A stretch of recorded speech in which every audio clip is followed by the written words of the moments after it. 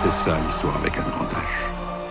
Une histoire qui est en fait la somme de beaucoup de petites histoires. Dont la mienne. I work for the Ichikowitz Family Foundation, and they have established a heritage project for Africa called the African Oral History Archive. And we've been collecting over the past 4 to 5 years interviews of the movers and shakers, people who've made a difference specifically to the Southern African context, and of course to South Africa's transition to democracy.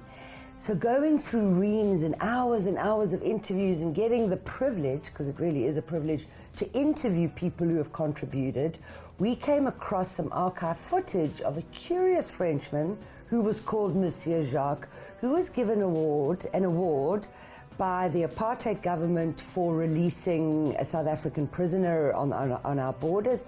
And at the same time, as we found out, he was also given an award by the president of the time, Nelson Mandela. So that was obviously piquing our interest because we didn't know his name. He would not have received a medal from Mandela if we did not appreciate his role.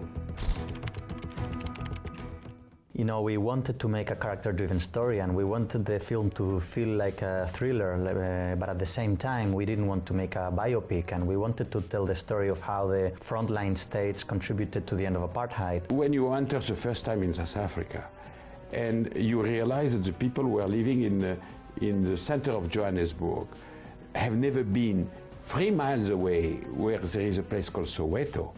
And when you think that you are in a city where at night the black people are leaving the city to go back to sleep in their ghetto, I mean, how can you accept that? I mean, any human being says something wrong there. I mean, it won't go on like that. Impossible.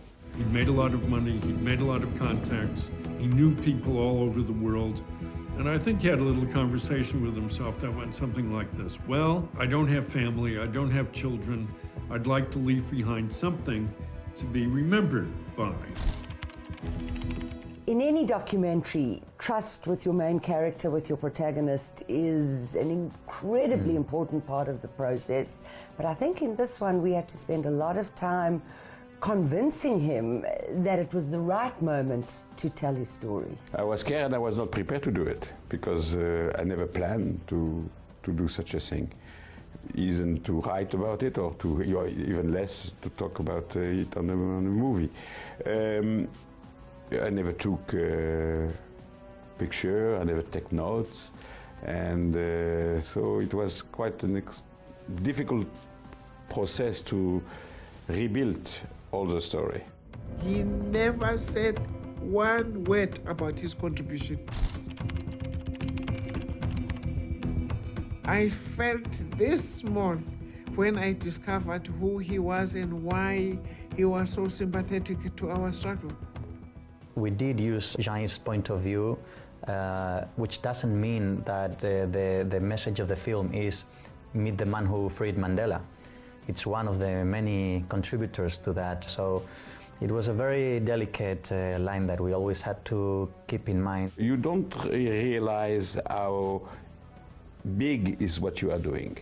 I don't pretend it's big, but at least how important, and this is one of the arguments of the production, and especially the foundation, is to say this story has to be told because it tells us not only a story about history, but also how an individual can achieve something. He was one of the first to figure out the great secret of Africa. Personne n'est au courant de ce que je fais. J'étais tout seul. Tout seul.